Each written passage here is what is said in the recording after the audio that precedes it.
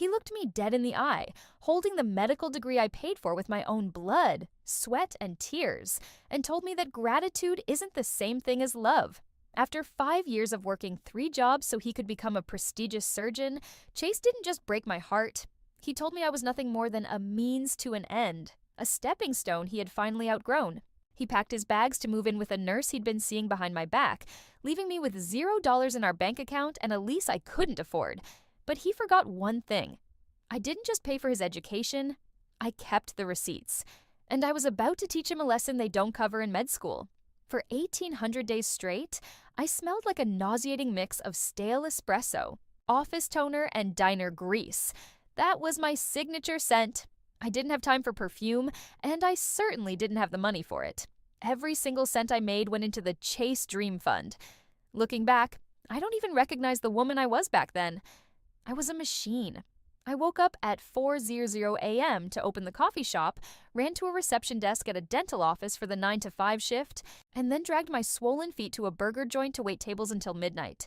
17 hours a day, 6 days a week. While I was wiping down sticky tables and being yelled at by customers for cold fries, Chase was safe in our apartment, surrounded by the expensive anatomy textbooks I bought, studying to become a savior. I remember the day I dropped out of design school.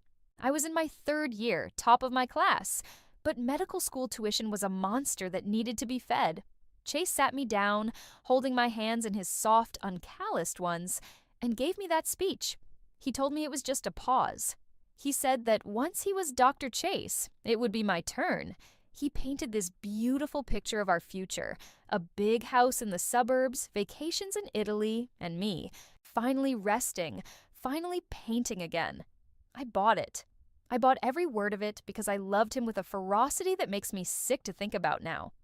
I wasn't just his girlfriend, I was his investor, his mother, his maid, and his bank. I wore holes in my shoes so he could have the best stethoscope.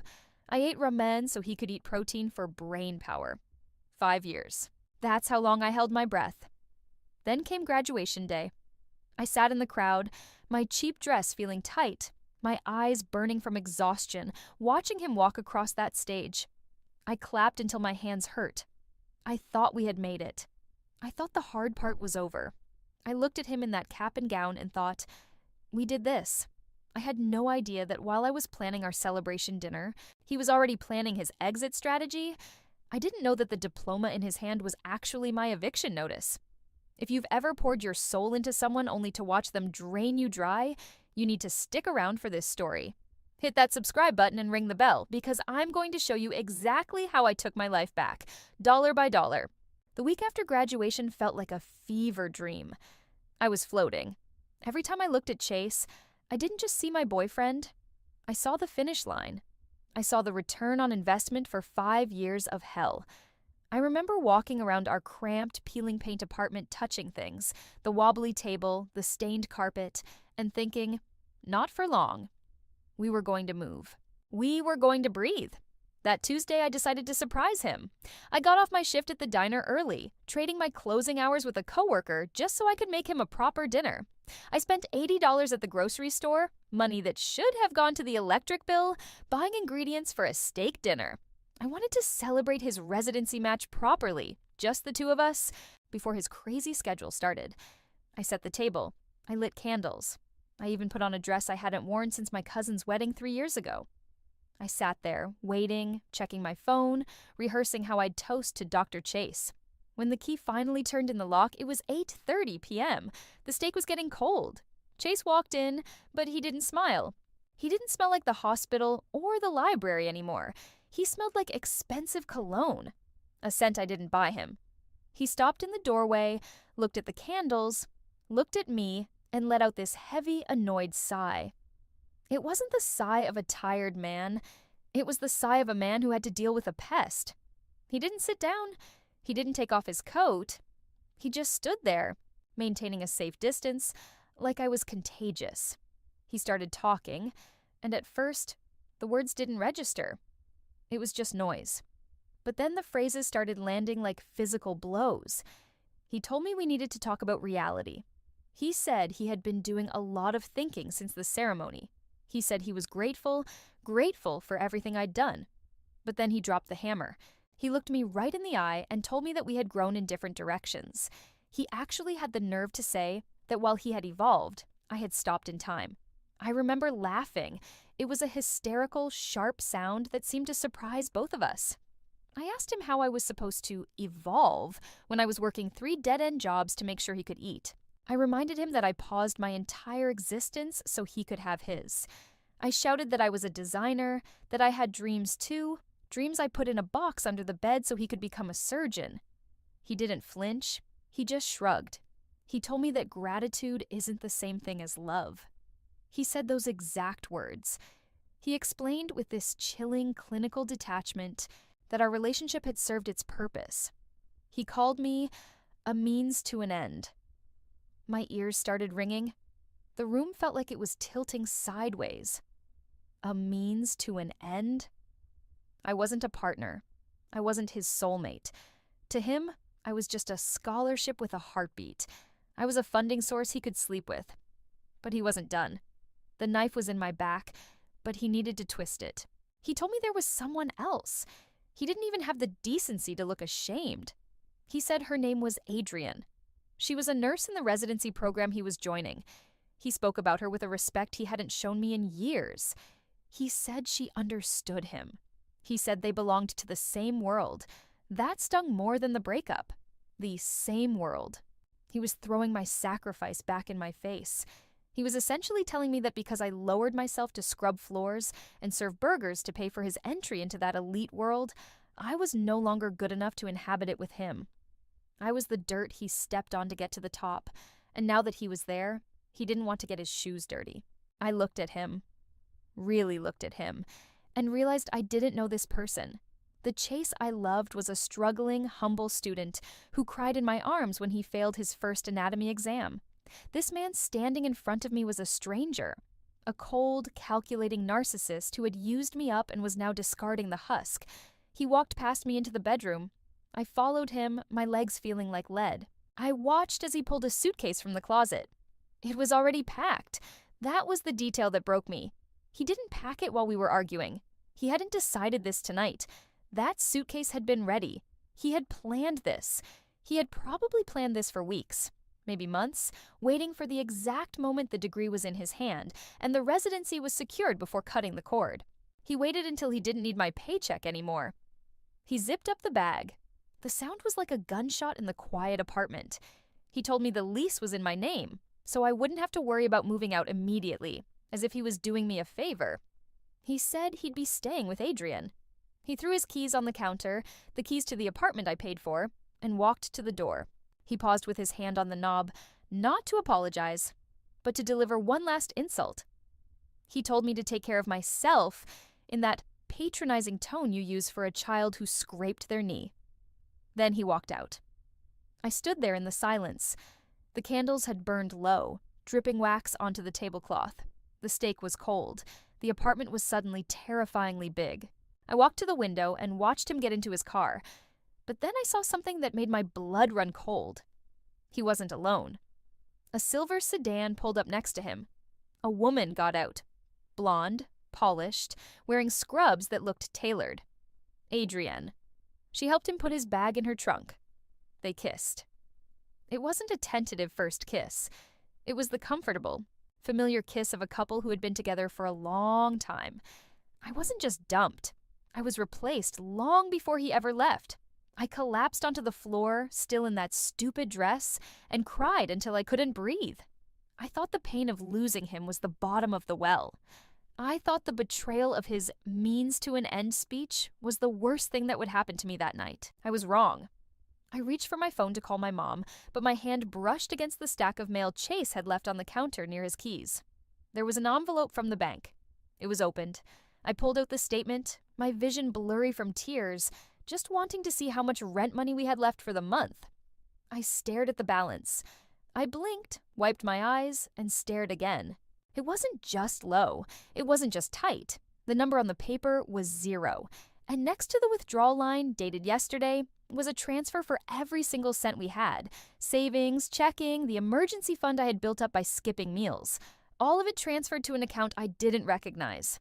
Chase hadn't just broken my heart. He hadn't just left me. He had robbed me. I sat there in the dark, holding that piece of paper, and for the first time in 5 years, the tears stopped. The sadness evaporated, replaced by a cold, sharp panic that was quickly hardening into something else entirely. He thought he had left a broken woman crying on the floor. He had no idea he had just created his worst nightmare. I didn't sleep that night. How could I? I sat on the cold linoleum floor of the kitchen, the empty bank statement crinkled in my fist like a weapon. My laptop was open in front of me, the screen glowing in the darkness like a single, unblinking eye. The tears had dried into a tight, itchy mask on my face, and in their place, a cold, vibrating adrenaline had taken over. I wasn't Lennox the girlfriend anymore. I was Lennox the auditor. Chase had made a critical mistake. He thought that because I was the servant, the one who cooked, cleaned, and paid, that I was stupid. He forgot that for 5 years, I was also his personal assistant. I set up his email. I created his passwords. I managed the automatic payments for his student loans. He was so busy saving lives that he couldn't be bothered to remember a simple login. He relied on me for everything, including the digital keys to the kingdom he just locked me out of. I cracked my knuckles and started typing. First, I went to the bank's online portal. I knew his password. It was the date of his acceptance into medical school. Of course it was. Narcissism was his default setting. I logged in, holding my breath, praying he hadn't changed it in the last 3 hours. The dashboard loaded. I felt a wave of nausea hit me. The joint account was indeed at 0. But I could see the transaction history. It wasn't just one transfer. Over the last 6 months, there were dozens of small withdrawals. Cash withdrawals at ATMs near the hospital. $50 here, $100 there. He had been bleeding us dry slowly. Siphoning off the tips, I made waiting tables until my feet bled. I scrolled back, doing the mental math. Every time I told him we were tight on rent, every time I skipped lunch to save $5, he had been pulling cash out of the account. But where was it going? I opened a new tab. The phone bill. The account was in my name, but he had a line on it. A line I paid for. I pulled up the usage logs for the last 8 months. The numbers didn't lie. There was one number that appeared constantly. Late at night when he was supposedly studying at the library. Early in the morning when he was on rounds. Hundreds of texts, hours of voice calls. I copied the number and put it into a reverse search engine. It popped up immediately. Adrienne. I stared at the screen. Seeing her name in black and white made it real in a way that seeing her get into the car hadn't. This wasn't a fling, this wasn't a mistake. This was a relationship, a full-blown, parallel life that he was living while I was scrubbing dishes to pay for his lifestyle. But I needed more. I needed to know how. How could he look me in the face every day? How could he eat the food I cooked while texting her under the table? Then I remembered the iPad. Chase had bought a new tablet for his residency graduation, using my credit card naturally, but his old one, the one with the cracked screen, was still shoved in the bottom drawer of the desk. He probably thought it was garbage. I ran to the bedroom, tearing the drawer open. It was there. Dead battery. I plugged it in, my hands shaking so hard I could barely fit the charger into the port. I sat there, watching the little battery icon turn red, then eventually the Apple logo appeared. Please don't be wiped. Please don't be wiped. It booted up. He hadn't reset it. It was still logged into his iMessage account. I waited for the Wi-Fi to connect. Suddenly, the device started pinging. Ding, ding, ding. Hundreds of messages flooding in, syncing from his phone. The timeline updated. And there it was. The conversation with Adrienne. I shouldn't have read it. I know that. Any sane person would have just taken a screenshot and closed it. But I couldn't look away. I scrolled back to October, 8 months ago. I read their first flirtations. I read him complaining about how suffocating the apartment was. I read her telling him he deserved better than a burnt-out waitress. But then I found the messages from last month, the ones that made my stomach turn to ice. There was a text from me to him, asking if he wanted me to pick up his dry cleaning. He had forwarded my text to Adrienne with a caption. He wrote, "The maid is being useful today. Almost feel bad for dumping her next month." Almost. Adrienne had replied with laughing emojis. "Just make sure you get the deposit back on the apartment before you leave. We need it for the furniture in the new place." He responded, Don't worry, I'm handling the finances. She won't see it coming. I gagged. I literally had to run to the sink and dry heave. He called me the maid. For 5 years, I was the love of his life. I was his rock. And to him, behind my back, to this other woman, I was just hired help that he didn't even have to pay. In fact, I was paying him to work for him. I sat back down at the table, wiping my mouth. The sadness was gone. Completely gone. It was incinerated by a rage so hot it felt like it was burning my skin from the inside out. He didn't just fall out of love. This wasn't about growing apart. This was a con. A long, calculated con. He had used me to fund his degree, knowing full well he would discard me the second he got it. He had mocked me. He and his mistress had laughed about my devotion while spending my money on hotels and dinners. I took photos of every single message. I screenshotted the bank transfers. I downloaded the phone logs. I created a folder on my laptop named Evidence. I looked at the clock. It was 6:00 a.m. The sun was coming up, casting a gray light over the apartment that Chase had tried to steal from under me. I picked up my phone and dialed the one person I knew who could help me turn this pain into a weapon. Sutton. She was a shark of a lawyer, and she had hated Chase from day one. She answered on the second ring, her voice groggy. She asked me what was wrong. I didn't cry. My voice was steady, terrifyingly calm. I told her to wake up. I told her I didn't just need a friend. I needed an attorney, because I had just realized something crucial about Chase. He was smart. He was a doctor. He knew anatomy. He knew how to break a heart. But he had forgotten one thing about me. I was the one who organized his entire life. I knew where all the bodies were buried. And I had just found the shovel. The next morning, the world looked exactly the same, which felt like a cruel joke. The sun was shining. People were walking their dogs, and the coffee shop on the corner was churning out lattes. But my world had turned into a crime scene.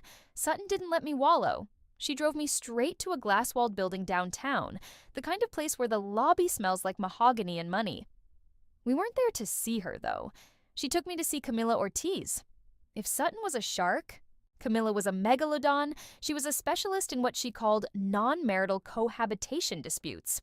Basically, she was the person you called when you played house without a marriage license and got burned. I sat in her office, clutching my folder of evidence like a lifeline. I felt small. I felt stupid. I started to explain everything. The 3 jobs, the tuition payments, the rent, the food. I told her about the promises Chase made, how he swore that his medical degree was our degree. Camila listened without blinking. She didn't offer me a tissue. She didn't offer me pity. When I finished, she leaned back and dropped a truth bomb that hit me harder than the breakup. She told me that in the eyes of the law, I was essentially a volunteer. She explained that because we weren't married, the law assumes my payments were a gift given out of love and affection. Chase knew this. He knew that without a ring on my finger, I had no automatic claim to his future earnings, no matter how many burgers I flipped to get him there. That's why he waited. He waited until he crossed the finish line of residency, when his earning potential skyrocketed and my utility plummeted, to cut me loose. It wasn't just a breakup, it was a hostile takeover of my life's work. But then, we started digging into the financials, and that's when we found the bottom of the well. Sutton pulled my credit report and cross-referenced it with the joint account statements I had screenshotted. We built a spreadsheet right there in the office. The number wasn't just big, it was astronomical. Between tuition, books, living expenses, rent, and the interest on the loans I had taken out in my name to cover his share when money was tight, I had invested over $165,000 into Chase. $165,000. I stared at that number on the screen. That was my 20s. That was my design degree.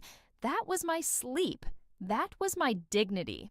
And then came the kick in the teeth. Camila pointed to a transaction from 2 years ago. A credit card opened in my name that I vaguely remembered Chase asking me to sign for emergency supplies. He had maxed it out. Not on supplies. The statement details showed charges for review courses and board prep materials. But looking closer at the dates, something didn't add up. The dates of these prep courses matched weekends he was supposedly away at conferences. I Googled the charges. They weren't courses.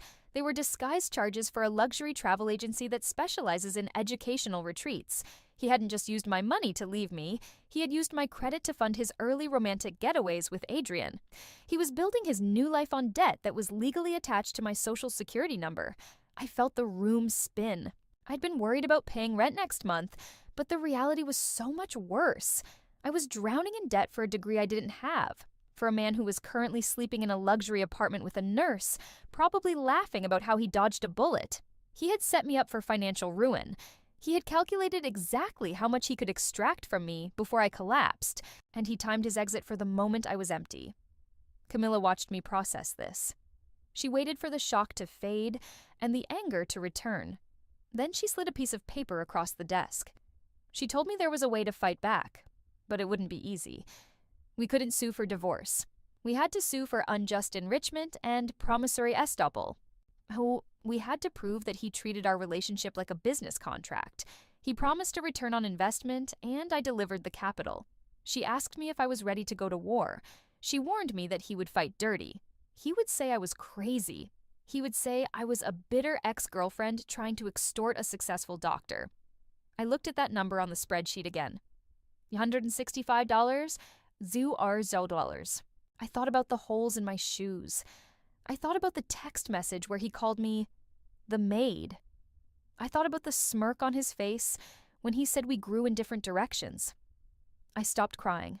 The sadness that had been weighing down my chest for the last 48 hours suddenly evaporated. In its place, something cold and hard settled in. I looked Camilla in the eye. I didn't feel like a victim anymore. I felt like a creditor, and I was about to go collect.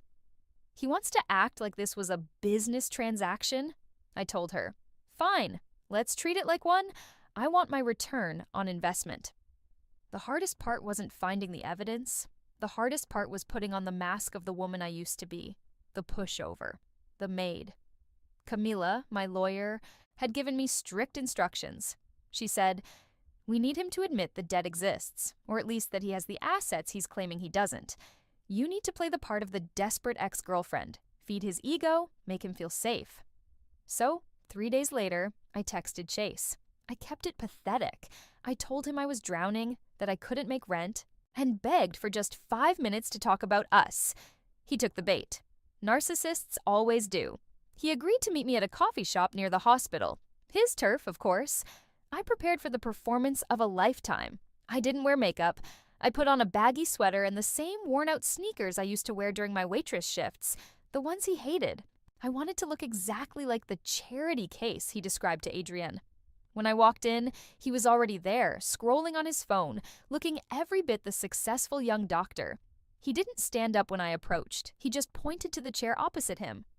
I sat down and let my shoulders slump. I kept my voice shaky. I told him I missed him. I told him I was scared.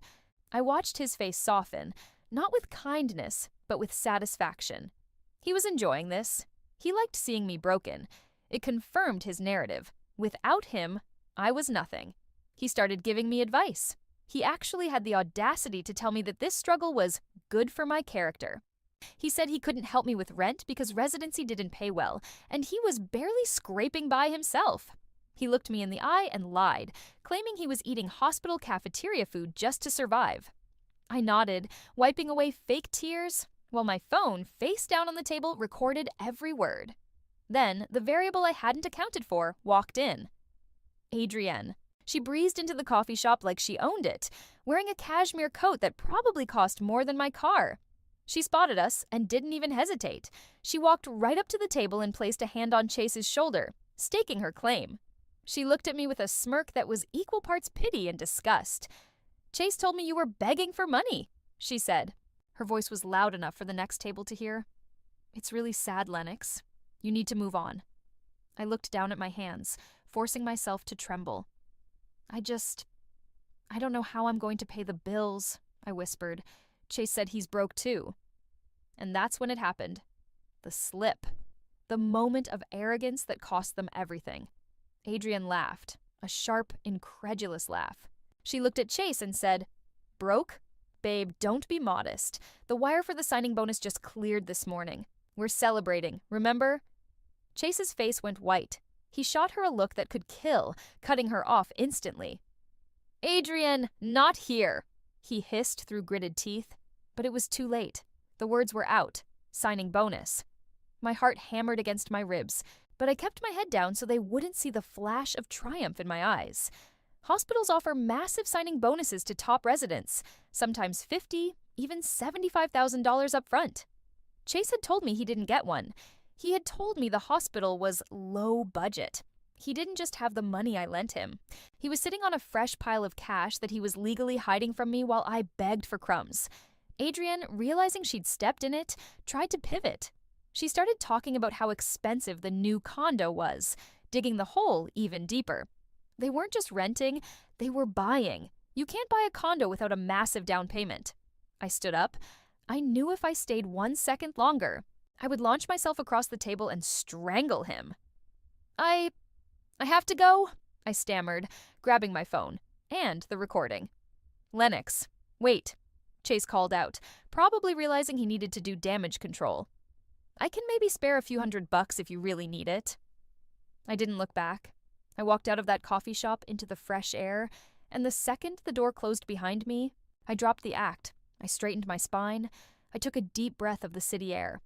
He thought I was running away to cry.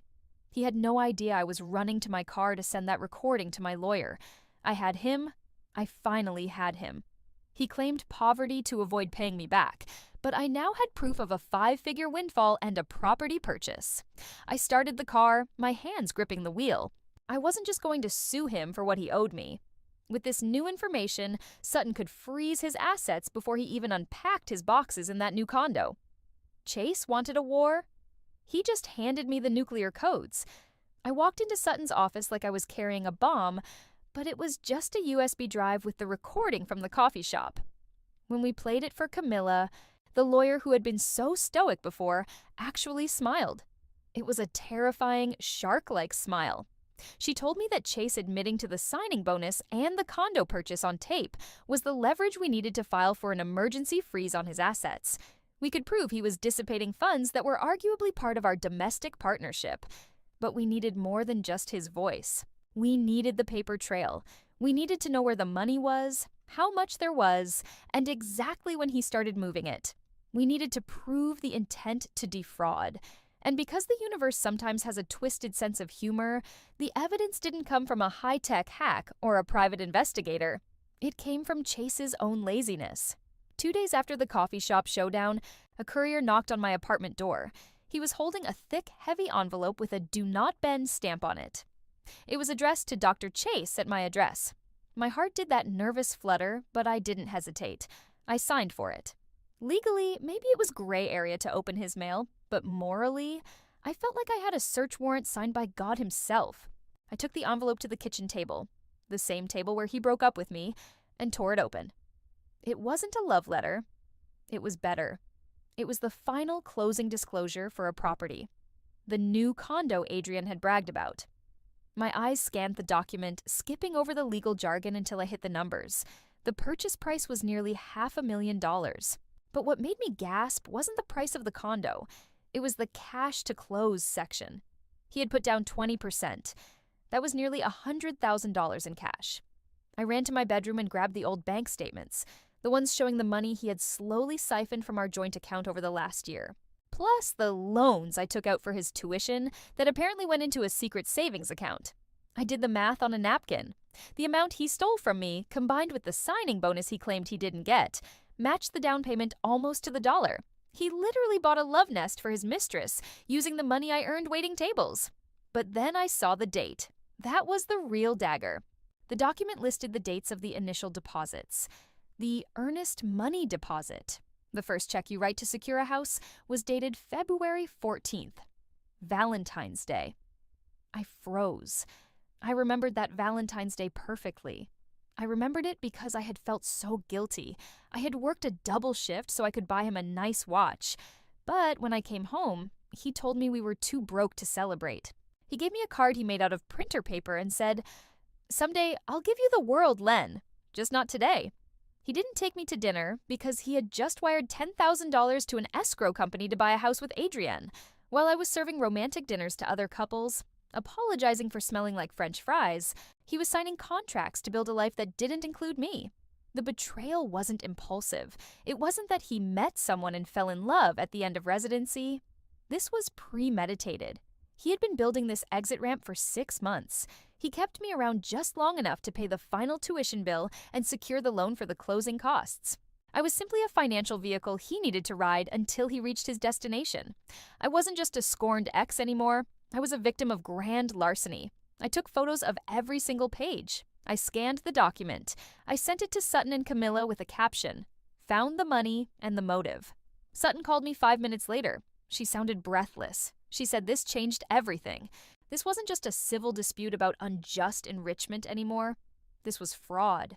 We could prove he secured the mortgage using assets he embezzled from our domestic partnership, and that he concealed these assets while I was still paying his living expenses. She told me to get ready. We weren't just going to ask for the money back. We were going to go after the house. I looked at the closing document one last time before putting it in my evidence box. I traced the signature line where he had signed his name in that confident doctor scrawl. He thought he was moving into a new life. He had no idea he had just handed me the deed to his destruction. I had the evidence.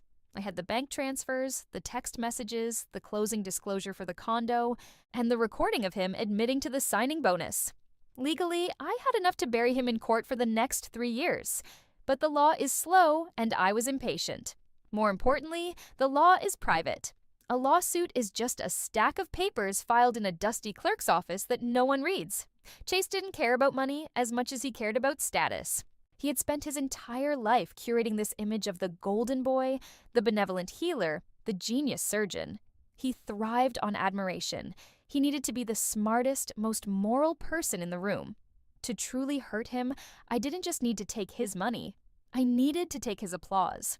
I spent the next 48 hours stalking Adrienne's social media like it was my full-time job. She wasn't subtle. She was posting daily updates about her perfect life with her hero doctor. And then I saw it.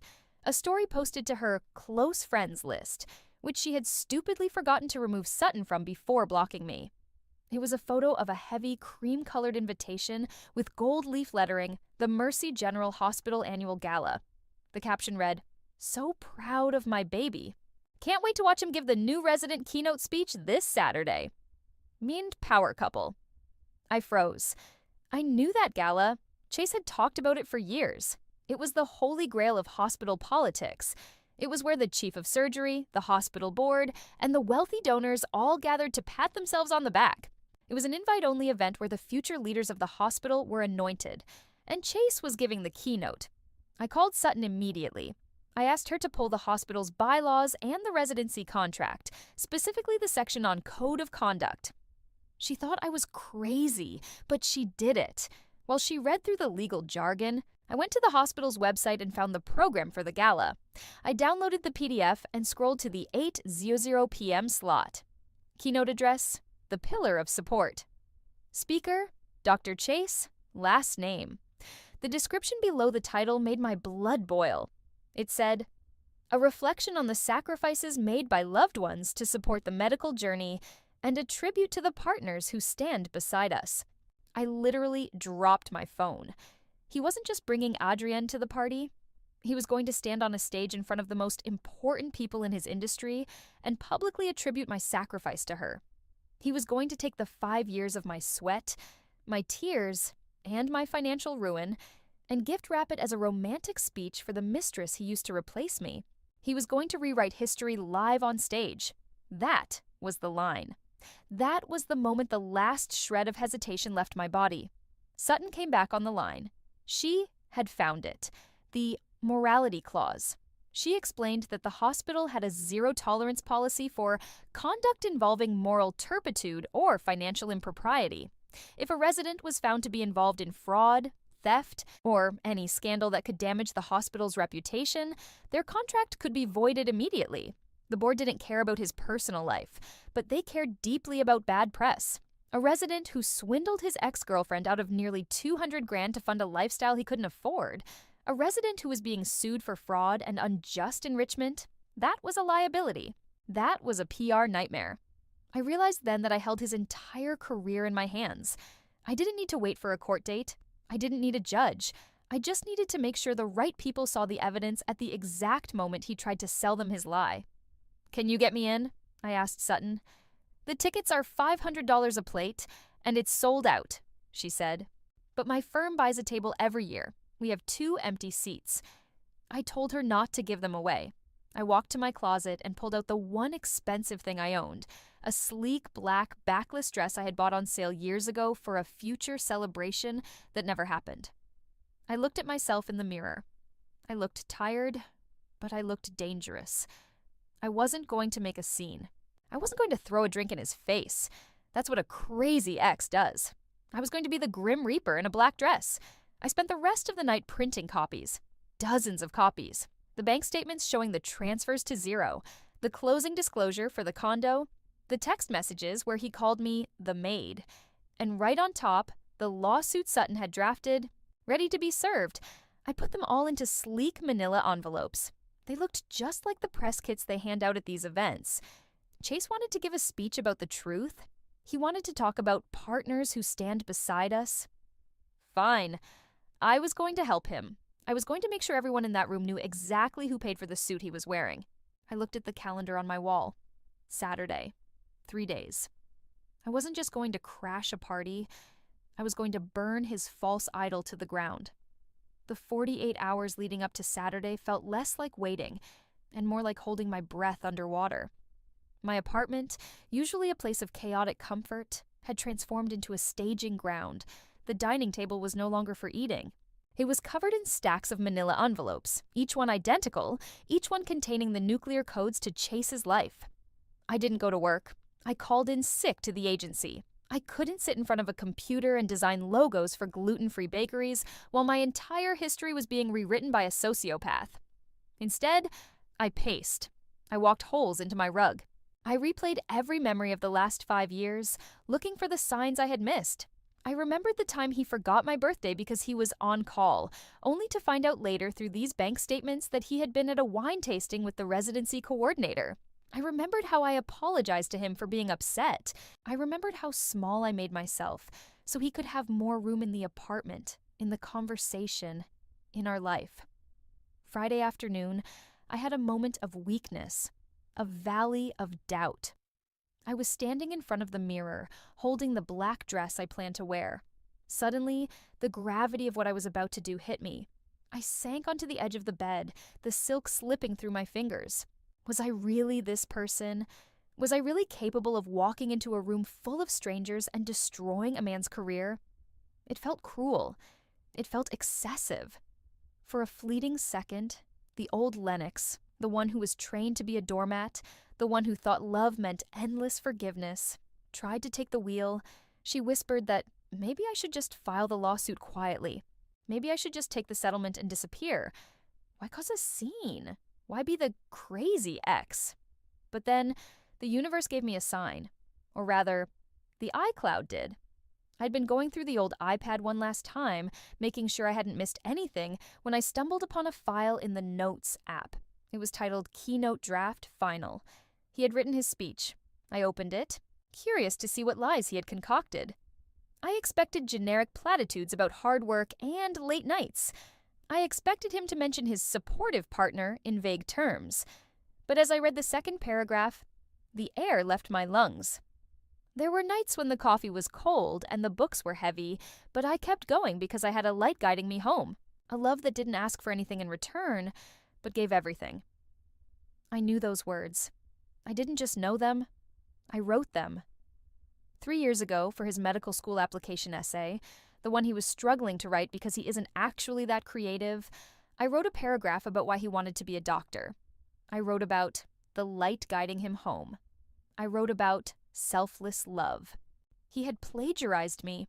He was going to stand on that stage, look into Adrienne's eyes, and recite words that I wrote for him when we were starving and dreaming on a mattress on the floor. He was stealing my intellectual property to romanticize his infidelity. The doubt vanished. The old Lennox died right there on the bed. In her place, the soldier returned, colder and sharper than before. This wasn't just about money anymore. It was about reclaiming my voice.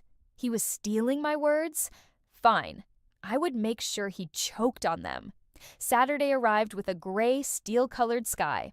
I spent the entire day in a ritual of transformation. I showered until the water ran cold, scrubbing away the scent of the girl who used to wait tables for him. I blow-dried my hair straight, sharp as a blade. I applied my makeup with the precision of a surgeon. No smudges, no softness. Red lip, dark liner. I stepped into the black dress. It fit like a glove, hugging every curve, exposing my back. It was elegant, but it was severe. It wasn't a dress for a party. It was a uniform for war. Sutton picked me up at 7:00 p.m. She was driving her luxury sedan, looking fierce in a navy pantsuit. When I got in, she didn't say a word. She just handed me a ticket. "Table 4?"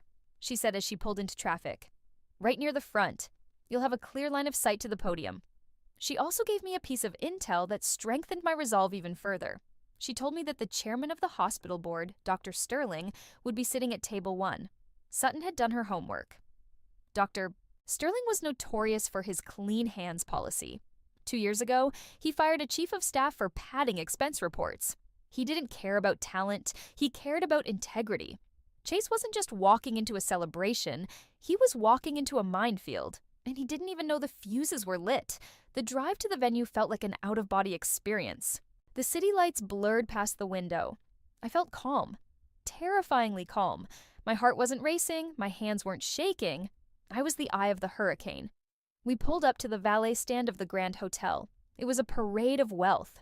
BMWs, Mercedes, women in gowns that cost more than my student loans, men in tuxedos.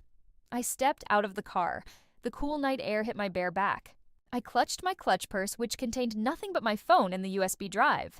The physical evidence, the envelopes, were in a tote bag Sutton was carrying, disguised as corporate gifts. We walked up the grand staircase. I could hear the murmur of the crowd, the clinking of glasses, the soft jazz music.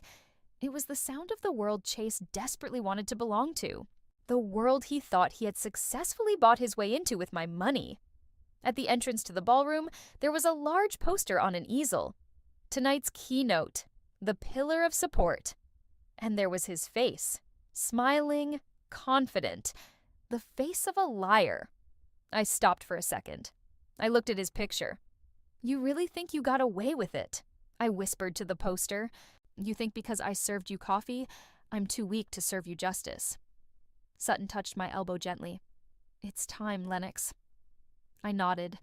I took a deep breath, filling my lungs with the expensive, perfumed air of the gala. We pushed through the heavy double doors.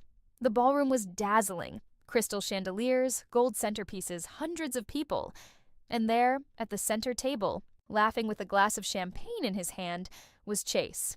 Adrienne was next to him, her hand on his knee, looking every bit the proud wife. He looked happy. He looked safe. He looked like a man who had won everything. He turned his head, scanning the room, probably looking for a colleague or a donor. His eyes swept over the entrance. And then he saw me. The smile didn't just fade, it evaporated. He froze, his champagne glass pausing halfway to his mouth. He blinked, as if he was seeing a ghost. I didn't look away. I didn't smile. I just stared right into his soul, took a step forward, and began the long walk toward table 4. The speech was scheduled to start in 10 minutes. He thought he was about to give the performance of his life. He had no idea the curtains were about to catch fire. I walked to table 4 with the slow, deliberate cadence of a funeral procession. The distance between the entrance and my seat was probably only 50 feet, but it felt like miles of open ground. Every click of my heels on the marble floor echoed in the sudden hush that had fallen over the room. People were looking. They sensed the tension. The invisible wire pulled tight between the man on the stage and the woman in the black dress. Chase was still frozen, his hand gripping the microphone stand so hard his knuckles were white. He looked at me, then he looked at Adrienne, who was beaming up at him from the front row, oblivious to the guillotine blade hanging over her neck. She nudged him, whispering something I couldn't hear, probably telling him to start. He cleared his throat. The sound boomed through the speakers, startling the room. He forced a smile that didn't reach his eyes, a rictus of panic masked as charm. He looked away from me, focusing on the back wall, refusing to acknowledge the ghost he had created. I sat down. I didn't take the napkin off the plate. I didn't look at the menu. I just folded my hands on the tablecloth and waited. Sutton didn't sit. She moved with the silent efficiency of an assassin. While the room's attention was glued to the handsome young doctor beginning his speech, she walked casually to table 1, the power table. She leaned down and whispered something to Dr. Sterling, the chairman of the board. He was a silver-haired man with a reputation for being ruthless about ethics. Sutton placed one of the thick manila envelopes directly in front of him. She said it was supplementary material for the keynote.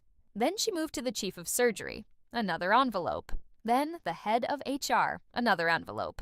By the time Chase got through his opening joke, a stale line about sleepless nights that got a polite ripple of laughter, the evidence was in the hands of the 5 people who controlled his future. Chase launched into the meat of his speech, and just as I suspected, he started reciting my words. Integrity, he said, his voice trembling slightly, is not just what we do in the operating room. It is the foundation of who we are when no one is watching. The irony was so thick I could taste it. He was lecturing the room on integrity while standing there in a suit bought with stolen money, delivering a speech stolen from the woman he defrauded. Dr. Sterling picked up the envelope. I watched him from the corner of my eye. He put on his reading glasses. He pulled out the first document, the notarized affidavit of my financial contributions versus the bank transfers showing Chase draining the accounts. Chase continued, gaining a little confidence. I stand here today not just as a doctor, but as a man supported by love. A love that sacrificed so I could serve. He gestured to Adrienne. The spotlight swung to her. She waved, playing the part of the doting partner perfectly. Dr. Sterling flipped the page. He was now looking at the closing disclosure for the condo. He looked at the date. Then he looked at the moral turpitude clause Sutton had highlighted in neon yellow on the attached legal brief. The atmosphere in the room began to shift. It wasn't a loud explosion. It was a temperature drop. Dr. Sterling nudged the chief of surgery. He pointed to a line on the bank statement. The chief frowned, stopped chewing his steak, and picked up his own envelope. Chase didn't notice. He was too busy acting. He was reaching the crescendo of his speech. And that is why, he announced, his voice swelling with practiced emotion, I am pledging my entire first-year signing bonus to the hospital's pediatric wing, because giving back is the ultimate duty. A gasp rippled through table 1. Not a gasp of admiration, a gasp of shock. They were looking at the bank statement in the folder that showed the signing bonus had already been spent. It was gone. Wired to the escrow account for the condo. He was publicly pledging money he didn't have, lying to the faces of the donors he was trying to impress. Dr. Sterling stood up. He didn't shout. He didn't interrupt. He simply stood up, holding the documents, and looked directly at Chase. The movement was so abrupt that it caught Chase's eye. He faltered. He stuttered on the word commitment. And then came the twist I hadn't even planned for, the final nail in his coffin that he hammered in himself. Chase, sensing he was losing the room and desperate to regain control of the narrative, decided to go off script. He thought a grand romantic gesture would save him. He thought love conquered all, even fraud. But before I finish, Chase stammered, his eyes darting nervously between me and the chairman. I have one more question to ask. He reached into his pocket and pulled out a velvet box. He stepped down from the podium and walked toward Adrienne. The room went deadly silent. He got down on one knee. Adrienne gasped, hands over her mouth, tears springing to her eyes. Adrienne, he said into the microphone, will you marry me? She screamed, yes, and he opened the box to reveal a massive, sparkling diamond ring. At table 1, Doctor, Sterling turned the page of the dossier to the very last document I had included, a credit card statement from last month. It was my credit card statement, the one Chase was authorized on for emergencies. There, circled in red ink, was a charge for $12 to Tiffany & Co., dated 3 weeks ago. He had bought the engagement ring for his mistress using my credit card. The realization hit Dr. Sterling like a physical blow. He looked at the ring on Adrienne's finger, then at the document, then at me. I held his gaze and gave a barely perceptible nod. Dr. Sterling didn't wait for the applause. There was no applause. There was only a confused, murmuring silence as the couple embraced. Sterling walked up to the happy couple. The microphone picked up everything. Dr. Vance, Sterling said, his voice ice cold, cutting through the awkward silence. Chase looked up, beaming, expecting congratulations. Yes, sir? Is that the ring purchased with the funds listed in this report? Sterling waved the paper. The funds belonging to Miss Lennox? Chase's face drained of all color. He looked like he was going to vomit. I don't know what you're talking about. We have the receipt. Son, Sterling said, loud enough for the first 5 tables to hear. And we have the bank records showing you're insolvent. You just pledged non-existent funds to this hospital. Adrienne pulled back, looking from Chase to Sterling.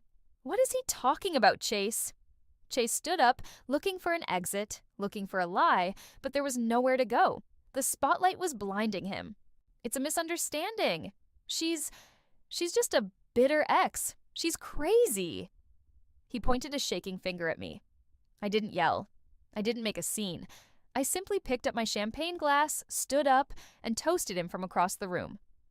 I'm not bitter, Chase, I said, my voice carrying clearly over the stunned silence of the ballroom. I'm just the investor, and I'm closing your account. Doctor, Sterling turned to the security guard standing by the exit. He didn't need to say a word.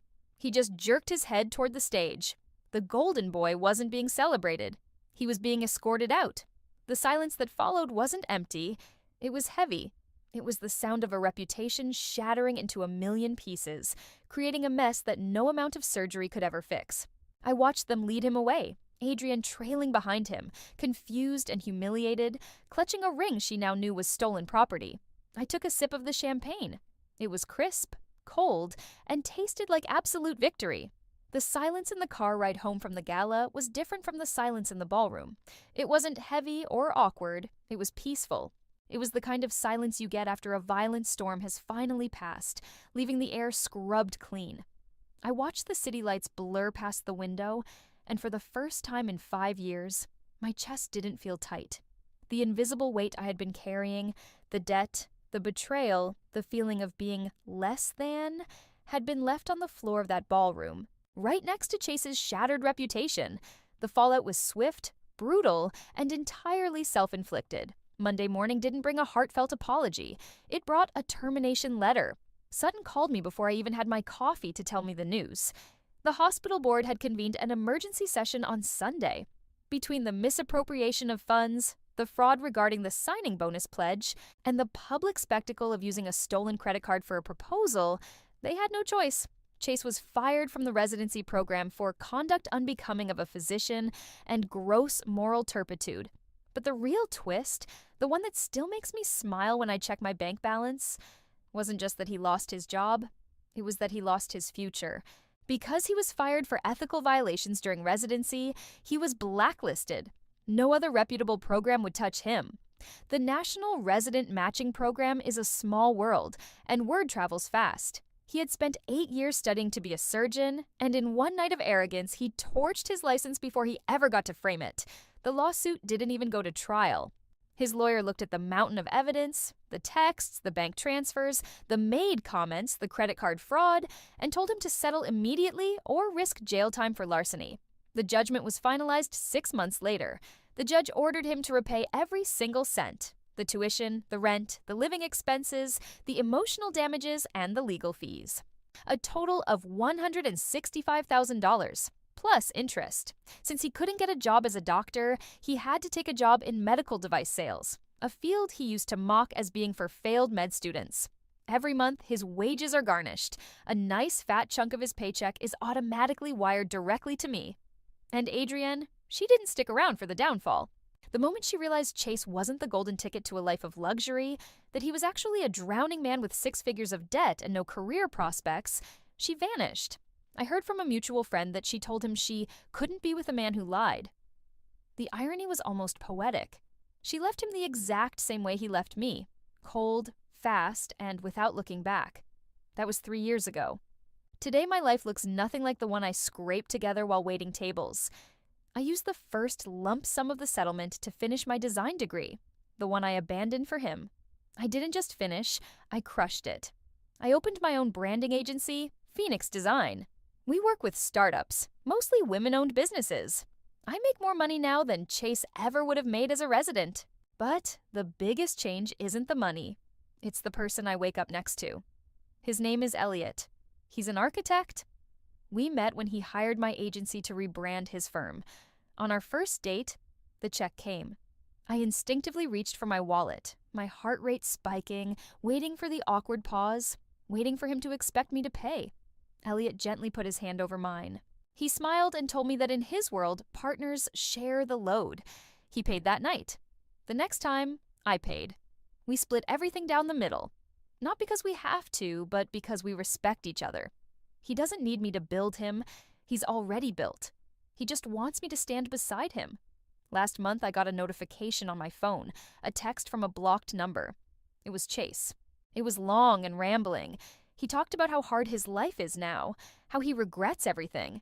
He said, "Len, I made a huge mistake. You were always special. You were the only one who really believed in me." I didn't feel anger. I didn't feel sadness. I felt nothing. He was just a ghost from a past life, a lesson I had already learned. I didn't reply. I didn't even finish reading it. I just pressed delete. I walked out to the balcony of my new apartment, a place I bought with my name on the deed. I looked out at the city skyline. 5 years I gave him. 5 years he stole, but he's paying them back, one garnished check at a time.